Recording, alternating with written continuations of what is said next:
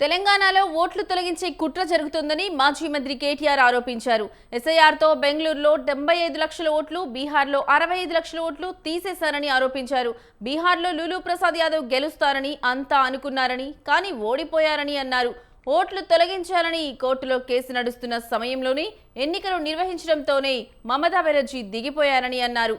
తమిళనాడులో మాజీ సీఎం స్టాలిన్ సొంత నియోజకవర్గంలో 80,000 ఓట్లు తొలగించారన్నారు.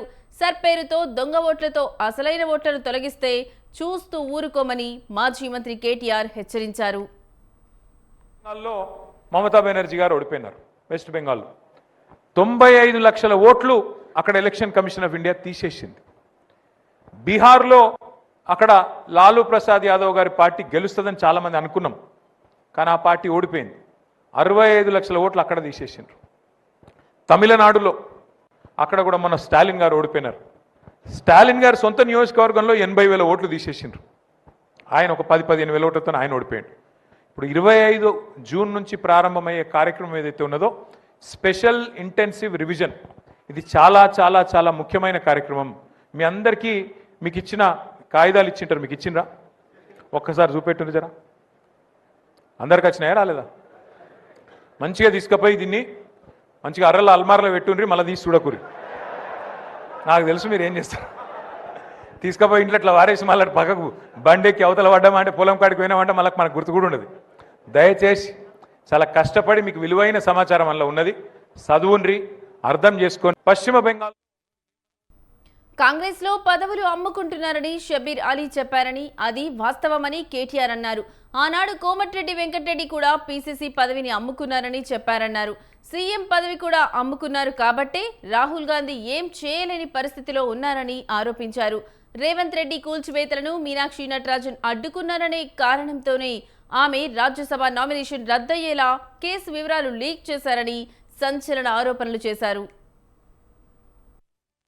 షబీర్ అలీ సాబ్ చెప్పిండు పాపం.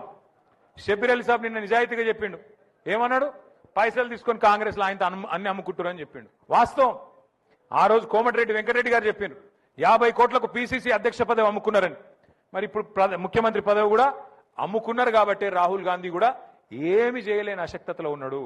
మీనాక్షి నటరాజన్ గారు సిన్సియర్ లీడర్, ఆమె పాపం. ఆమెకి ఇక్కడ ఇన్ఛార్జ్ ఉంటే రేవంత్ రెడ్డితో ఏదో మొత్తానికి ఏదో పంచాయతీ పడ్డది. నువ్వు ఇట్లా గరీబోల ఇండ్లు గుల్లగొట్టకని చెప్పిందట. ఆమె గరీబోల ఇండ్లు గుల్లగొట్టక మంచి పద్ధతి కాదు. మూసీ పేరు మీద, హైడ్రా పేరు మీద నాశనం చేస్తున్నావు, పార్టీకి చెడ్డ పేరు వస్తున్నది, నువ్వు చెయ్యకు అని చెప్పిందట. పగబట్టిండు. పగబట్టి ఏం చేసిండు? మోక కోసం చూసిండు. ఆయనతో బీజేపీలకు ఉప్పందించిండు. ఆమె నామినేషన్ కూడా ఎగరగొట్టిండు. ఆమె మీద దొంగ కేసు పెట్టిండ్రు.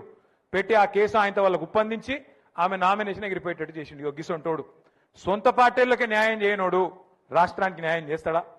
అందుకే నేను కోరేది మిమ్మల్ని అందరిని ఒకటి, మీ ఎమ్మెల్యే గురించి ఎక్కువ మాట్లాడి ఇంకో వాళ్ళ గురించి ఎక్కువ మాట్లాడి నోరు ఖరాబ్ చేసుకునే అవసరం లేదు.